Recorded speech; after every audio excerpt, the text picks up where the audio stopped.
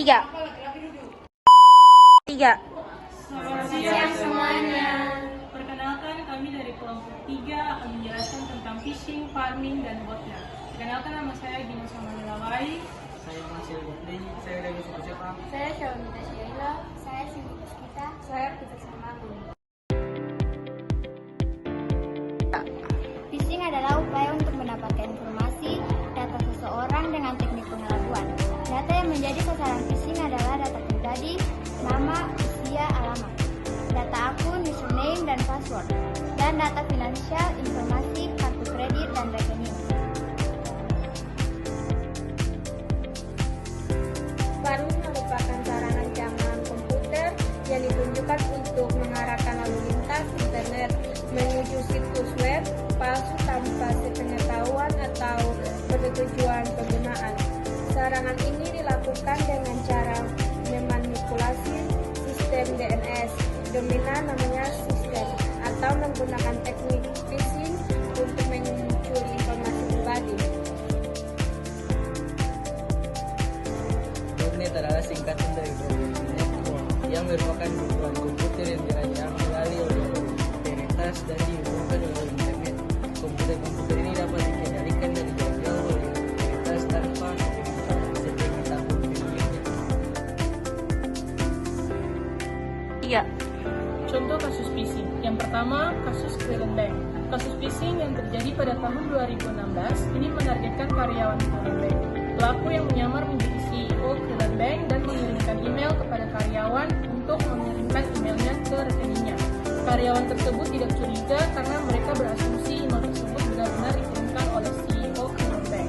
Kasus ini terkuak setelah Cleveland Bank melakukan internal audit dan melaporkan kerugian sebesar 75 juta dolar. Yang kedua, Sony Pictures Entertainment. Perusahaan yang beroperasi di dunia hiburan ini pernah menjadi korban phishing pada tahun 2014 dan menelan kerugian hingga 100 juta dolar. Pelaku phishing menggunakan identitas Guardians of Peach dan berusaha menyabotase film The Interview. Kisahnya bermula ketika pelaku mengirimkan email phishing ke karyawan Sony Pictures Entertainment. Email tersebut mengarahkan karyawan untuk memverifikasi ID menggunakan tautan palsu yang dikirimkan. Ketika tautan tersebut diklik, pelaku bisa mendapatkan kredensial karyawan tersebut. Kredensial ini dimanfaatkan untuk mengakses pusat data Sony Pictures Entertainment dan menanam malware di sana. Pelaku meminta sejumlah dana, mengirimkan pesan ancaman, terorisme, dan menguak data rahasia perusahaan agar tujuannya jahat dikabulkan. Yang ketiga, PAAC. Kasus phishing ini memiliki taktik yang mirip Cleveland Bank. Pelaku menyamar menjadi CEO PAAC dan mengirimkan email ke bagian keuangan. Pelaku meminta uang sebesar 47 juta dolar dengan alasan uang tersebut digunakan untuk proyek akuisisi. Kasus ini lumayan populer dan dijuluki sebagai Fake President Incident. Malangnya nasib Walter Stephen, CEO PAAC, saat itu tidak berakhir manis karena beliau dipecat dari perusahaannya. Contoh kasus farming, modus kejahatan pencurian data online yang sebelumnya banyak digunakan dikenal dengan nama phishing. Dalam modus itu, para bajingan online mungkin hanya bisa memancing satu persatu korbannya. Belakangan ini muncul modus bernama farming. Modus ini memungkinkan para bajingan online untuk memanen semua data calon korban mereka tanpa diketahui. Contoh kasus botnet. Botanik.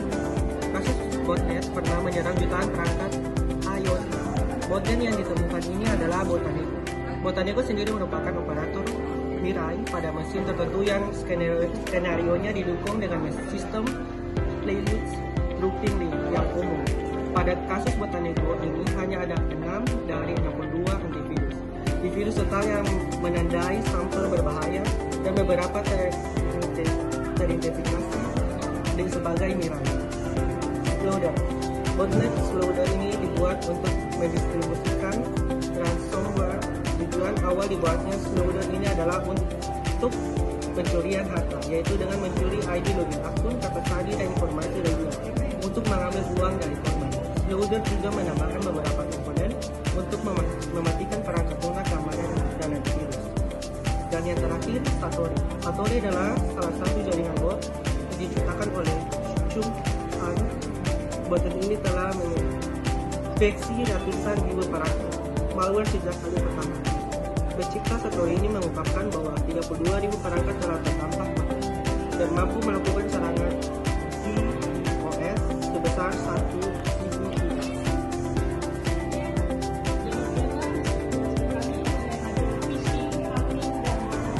Sekian dan terima